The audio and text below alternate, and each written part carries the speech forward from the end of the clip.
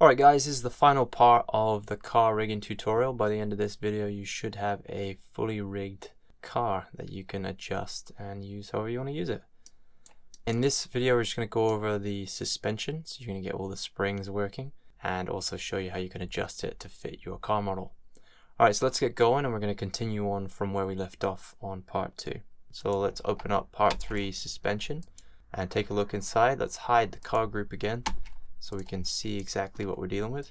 So it's not a lot of stuff to do, but the other part of it is actually hidden. So we do have some spring stuff here that we'll deal with afterwards. But let's get these parts connected up first. So the first part we're going to deal with is this up vector group. We're going to put that in our rig group. Next thing we want to do is create a body joint, Z facing forward as always. And this one's going to be positioned in the exact same spot as our chassis joint. So if I unhide the car real quick, you'll see those two joints are in the same spot. Again, 35 units high because that's our radius of this wheel. Now I'm going to go over just these pieces right here because the same thing applies to each of the other three. So it's exactly the same setup for each wheel. Basically we're going to create a arm joint. So this one's the left front arm joint. These ones are right front arm, left rear. You get it? So this joint here is going to be in line with our wheel. Again, it's 35 units high. It's in between our width joint, which is right here, if you can see that, and our ball joint. So it's in between there. It doesn't really matter where it is in between there, but I just aligned it so it was in line with our pivot points of our arms here. The rest of these joints are just created on the pivot points of our suspension arms. Now they're placed directly in the center, exactly where you'd expect them to rotate. Now what's going to happen here is this joint is going to be aimed at our wheel, and it's going to be moving upwards with our body control, but it's always going to be pointing at our wheel. And the rotation Z information is going to be transferred from this joint directly to these arms. So when this goes up and down, in turn these are going to go up, and then we're going to invert that rotation and apply it to this joint, because the relationship between these angles here allows us to just use the same rotation value but just invert it, and it will always keep this straight. So let's set that up, but before we do that, let's just skin these joints. So let's select all of our joints except for the body joint, and we're going to open up the bind skin option box and then select our mesh and just hit apply with max influences set to 1. There is a few skinning things that we need to deal with here. So we just want to double check everything's working. I don't think it will be by default. Nope. So what we're going to do is we're going to open up that component editor again, give us some room here, and we're going to select all of these pieces right here. We're going to select all the verts that are part of the upper arm, and we're just going to set all those to 1. And then we're going to grab all of the lower arm verts, and we're going to set those to 1 on our lower arm. And then we're going to grab this final piece here, kind of the attachment between the two, and we're going to set those to our lower ball joint and set those to 1. So now when you rotate this lower arm joint, just the lower arm's moving with it, and same thing with the upper arm, and then this part here as well, it's going to be moving with just that. So that's pretty much what you want set up there. We're not going to worry about the other side because we can mirror that in a moment, but we're going to deal with the rear one here. We're going to do the exact same thing. So let's grab all these pieces right here that have to do with the upper arm for the rear right here. I'm just going to grab all of those, set them to 1. We're going to do the same thing with the lower arm. So we're going to grab all of those and set them to 1. Last piece, just this vertical bar here, we're just going to set that to lower ball joint, set that to 1. Alright, again, all those should be rotating individually like this. Now what we're going to do is we're just going to mirror that skin information. So we're going to go to mirror skin weights, select this, make sure our mirror across is set to YZ or YZ, which is the plane down the middle. And our direction is going to be positive to negative, right? So this is the positive side and there's the negative side, so it's going to be copying this side to this side, and the rest of the settings we can just keep as they are. So we're going to hit apply, and now all of these parts should be set up the exact same way. Now we've got those skinned, what we're going to do is just create the hierarchy of these joints. So we're going to take ball joint here, I'm just going to parent that to our lower arm joint. We're going to do the same thing for all of these, just parent those. And then we're going to open up the car again and make that visible. And what we're going to do is we're going to parent all of our new joints here. If you can see those three, we're going to parent them to our width joint. So they need to look like this. So we're going to do the same thing with all of the others. They all are set up exactly the same way. So we're going to grab those and parent those just like that. And the same thing for the rear joints as well. I'm going to grab all of those and parent them to the width joint. Alright, we have those in place now. The next thing we're going to do is we're just going to change what our width joints are parented to. So we're going to parent this body joint to our chassis joint. So it's now inside our chassis joint. And we're going to take all of our width joints and we're going to parent those to the body joint. So when we rotate our body joint, you can see only the chassis is moving and not the wheels. And then we want to connect this now to our body control. And we're just going to use the connection editor for this. So we're just going to go down here and we're going to set our translation Y.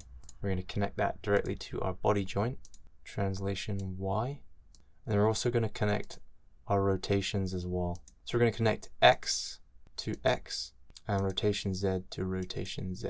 So now when we rotate our control, we should have our chassis moving, and if we move it up and down as well. So let's go ahead and link all of our arms, our upper arms and lower arms, to our main arm joint here. We're going to do this for each wheel. So let's grab the connection editor again. And we're just going to use our main arm joint for each of these wheels. We're going to use the main one here. Now for each of these wheels, we're going to do this. So let's start with our left front arm joint, and we're just going to take the rotation Z and we're going to connect that to each of our arms here. So our upper arm, rotation Z or Z, and same thing for our lower arm, connect those up. So when this moves up and down during the aim constraint, it's going to in turn move the upper and lower arm in its place. And now we want to invert this joint so it always stays straight. We're going to invert the value that comes from this. So we're going to open the node editor. We're going to grab our lower ball joint here, we're going to add that in. We're going to add our arm joint. And what we're going to do is create a new node, multiply divide node. I'm going to add that in here.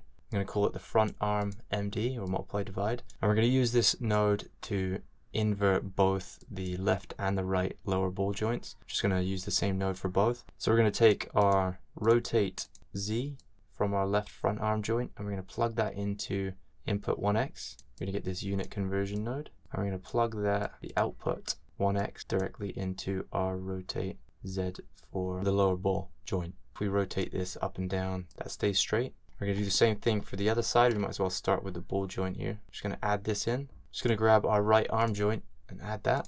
We're going to connect the rotation Z directly into input 1y this time, just so we can reuse this node. And we're going to connect output y directly into rotation Z. Now on this node, just make sure your input 2 has -1 set. That's what's going to create that invert. Now we can just go ahead and connect these. Now we're just going to take the rotation Z from our front arm joint here, the right side, and we're going to drive the upper and lower arms the same way we did with the left side. So rotate Z to rotate Z, and same thing here, rotate Z to rotate Z. So now when we rotate this up and down, everything's moving just like the other side. So now we're going to set this same thing up on the rear wheels as well. It's exactly the same setup. Let's do the connection editor stuff first. It's a lot quicker. So let's grab our arm joint for our rear left side. We're going to grab our rotation Z or Z, and we're going to connect that up to our rear left upper arm. So let's grab the rotation Z and lower arm as well. Do the same thing here.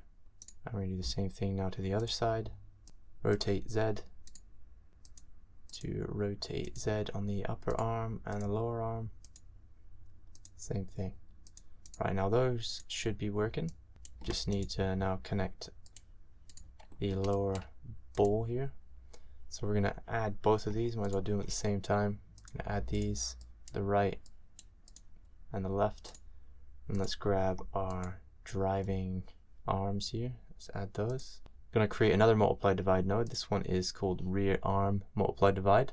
We're just going to add this, and we're going to take the rotation Z values from each of these arms. We're going to take rotation Z from our left side, plug that into input 1x. And then we're going to take the output x and we're going to plug that into our left rear lower ball joint. So we're going to grab output x, plug that directly into rotation z or z. And then we're going to do the same thing for the other side. And we're going to use the input y for the right side. So let's grab rotation z or z and plug that into input 1y. And then take the output y and plug that into our rotate z on the other side. Double click this and make sure both of these are set to -1. And that's going to invert the rotation on this lower ball joint here. So if we rotate these and test them, that seems to be working great. And same thing with that one. Now we're going to set up our aim constraints. Now our aim constraint is going to be attached to our arm joints, our main arm joints for each of the wheels. And they're going to be pointing at the main ball joint for each of the wheels. The next thing we want to do is create 4 up vector points. And these are going to stop our aim constraint from flipping. So these are going to be positioned directly above our arm joints. And each of these is going to be constrained to their respective width joint. Okay, so let's go ahead and set those up right now. I'm going to grab a parent constraint. And we're just going to select our joint and then our node. And we're just going to hit apply with maintain offset turned on. You want to make sure that translate and rotate are set to all. And then we're going to do the same thing with all of the others. Let's grab those width joints and the closest up vector and just hit apply. Same thing with these rear ones, because we want these moving with our adjustment attributes. So those are all set up now. Now we just need to create the aim constraint. So let's go ahead and do that. We're going to open up constraint aim, and we're going to be aiming down the x axis at our main ball joint here. So let's make sure this is all set up here. We want our aim vector set to 1, 0, 0, which is what we have already set up. Our up vector is going to be set to our world up type to object up, and then we want to put the name of the object in there. So we're just going to grab that name and paste that right here. And we want to constrain only one axis. We're going to be just dealing with our Z axis. So we're just going to check Z only right here. So let's select our front ball joint here on the left side, and then our front arm joint, and just hit apply. And you'll see that this, move this up and down, we have the whole armature here moving with it. So let's move on to the next one here, do the same thing, but this time we're going to be using negative X, right? We're going the opposite direction. We don't want this joint to flip around because it's going to cause these to flip around. We want it to stay where it is. So we're just going to put negative X here. So -1 for each slot here is X, Y, Z, right? So negative X for here. And then we're going to change the up object to our right side, or you can just copy the name here and paste it in here. Then we're going to select our ball joint and our arm joint and just hit apply.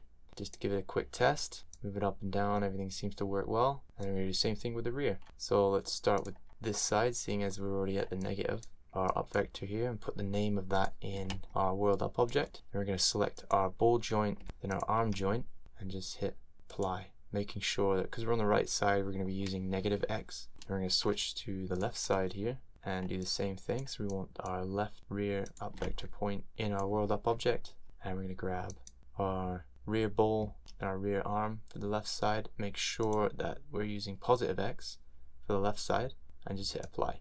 So now if we move these up and down, we should have both of those working properly. Great. So this is getting really close to finish now. We're just going to put these up vector points into the up vector group. And we're going to take our arm tutorial mesh here and just throw that in our geometry group.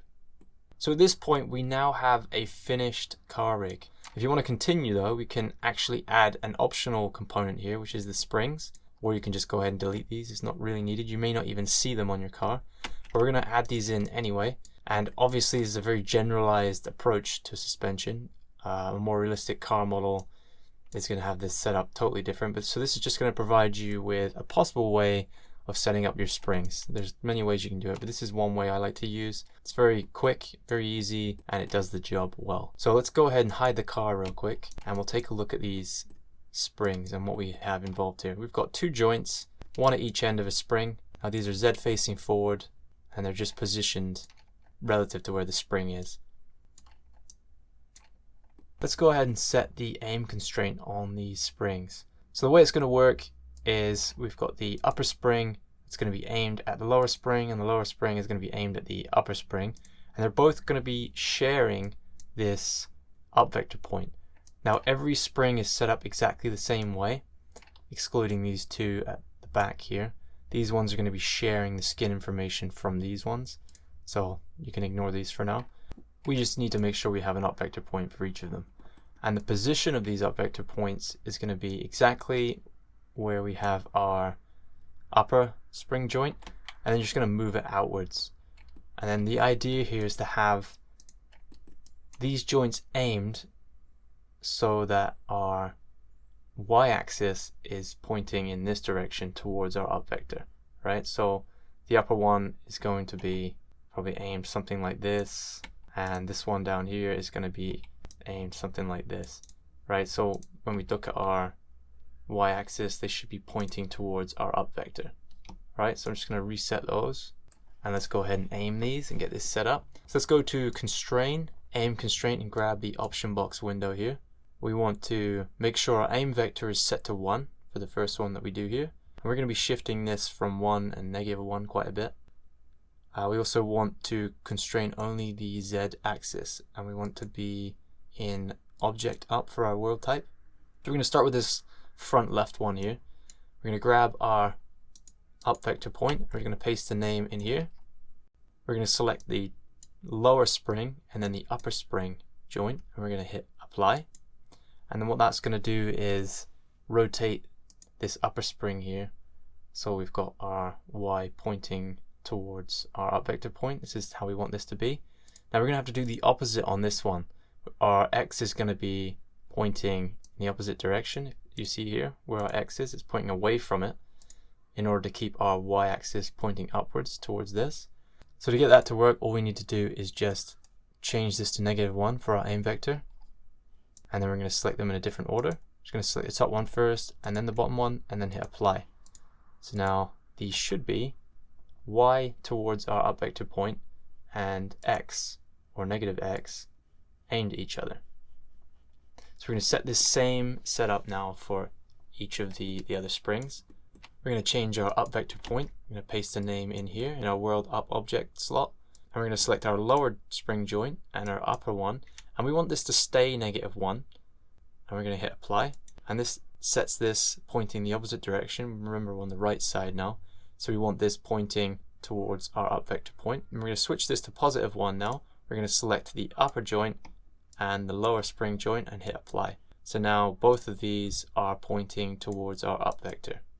So we're going to take our rear spring up vector for our left side, and we're going to paste that in here. Then we're going to take our lower joint, then our upper joint, and hit apply. So now we have the X pointing at the other spring joint and the Y pointing towards our up vector. Then we're going to do the opposite. We're going to select our upper joint and lower joint. We're going to set this to -1 and hit apply. So the X, or the -X in this case, is pointing at the other one, but the Y is pointing at the up vector. It's very important that the Y points to the up vector, or we're going to get some crazy flipping happening. All right, last one. We're going to grab this up vector point, paste this into our world up object. We're going to select our lower and then our upper. I'm just going to hit apply, and then we're going to switch this to 1 and then do the opposite. Upper then the lower and hit apply. So just make sure that you're orienting these in a way so that the X axis is either pointing directly at or away from, but the Y axis must be pointing towards your up vector point. All right, we can close that down now. Now we're going to skin this spring mesh here to our joints. There's two meshes here actually. If I hide this spring mesh here, underneath is a little bit more detailed one.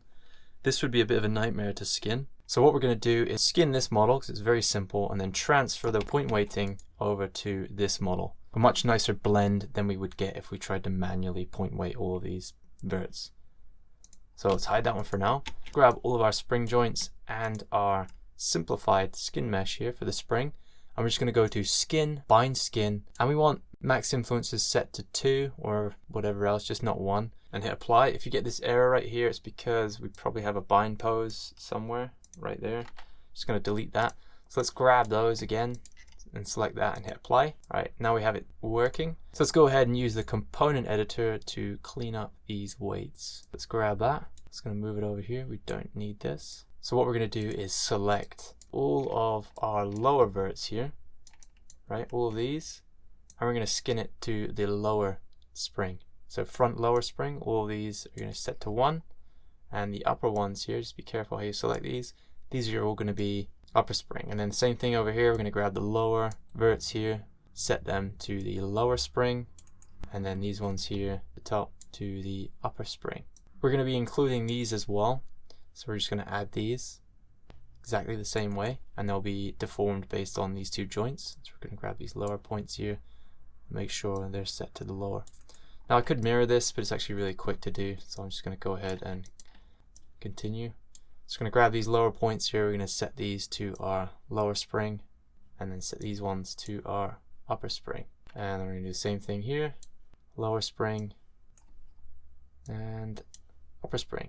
All we want to do next is transfer this information to our other mesh here. So we can hide this one for now. Grab all of our joints and skin them to this other mesh here. So we're going to grab skin, bind skin, and just skin that, apply. And now obviously by default here, these are going to be, actually it's not too bad, but let's go ahead and transfer that over. So you can go to skin, copy skin weights tool, select our tutorial skin mesh, which is hidden here, and then our spring tutorial mesh, and we're just going to hit apply.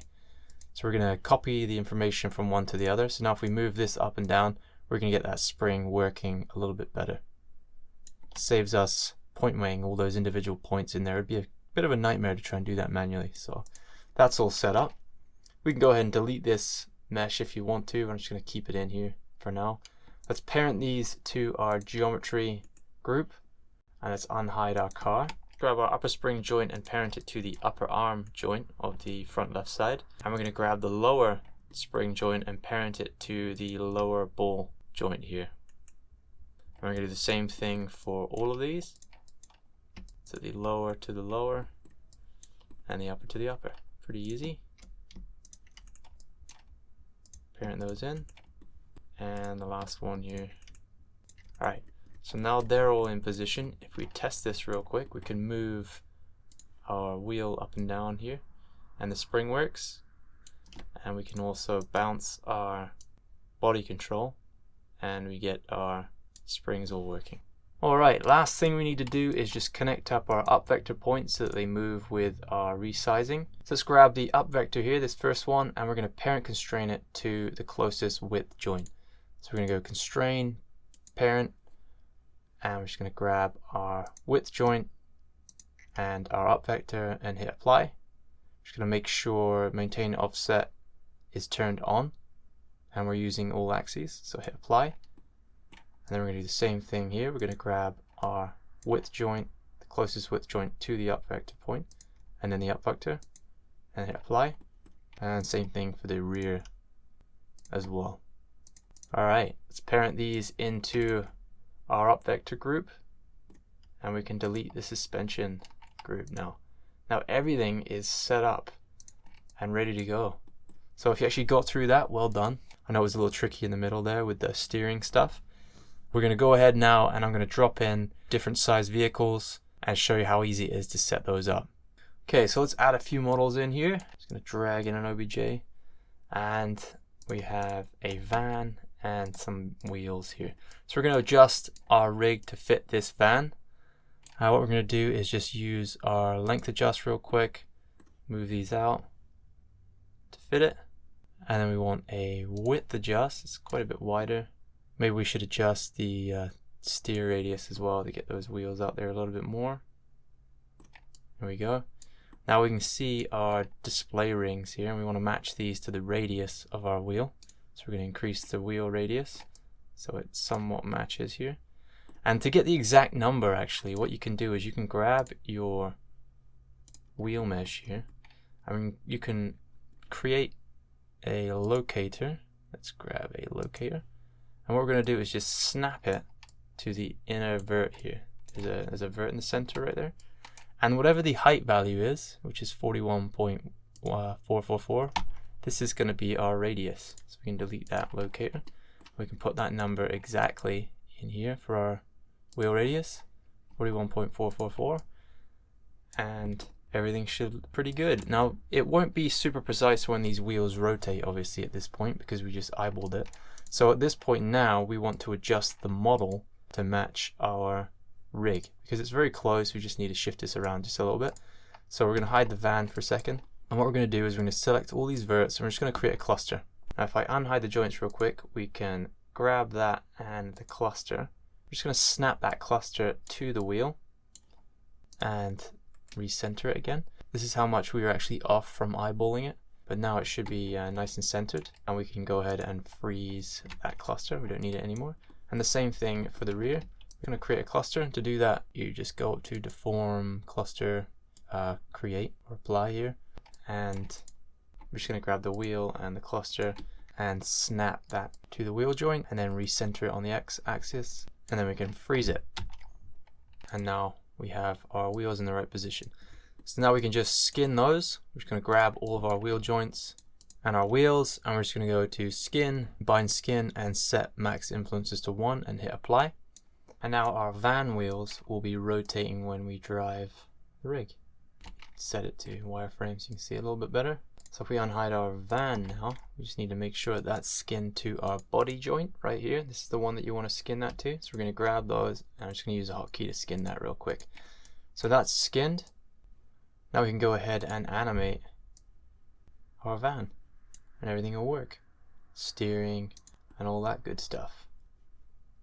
So you can see it's very, very simple to set up new models to work with this rig. So all you need to do now is just go ahead and animate it. So I'm just going to literally slap a quick bunch of keys on here. How about we drive it in a straight line, just like that. Don't really have a lot of time to do a crazy animation right now, but here's our animation. Amazing. So then you want to go up to the edit tab up here. You want to go edit, keys, bake simulation, but we want to open the option box, and you want to make sure that you have below selected for everything below the hierarchy. And then you hit apply, and that just bakes a key on everything. And now that we've got that set up, we can just unparent our root joint from our rig, and we don't actually need our rig anymore. We can delete that, and we just want to grab the mesh pieces that we want. So we don't need any of these. We just want our van and our wheels, and possibly our springs and arms, wheel mount, chassis. Let's grab those. Don't need any of this stuff. And you would just export all of this right there. You've got your mesh and your joints, and everything is exactly as it was when you animated it. Alright, so that's how you'd export that. You just grab all those and export those to FBX, and it will work. Alright, so thanks very much for watching this tutorial. Hope everything went well for you. I'll hopefully see you in another tutorial soon. Thanks guys, bye.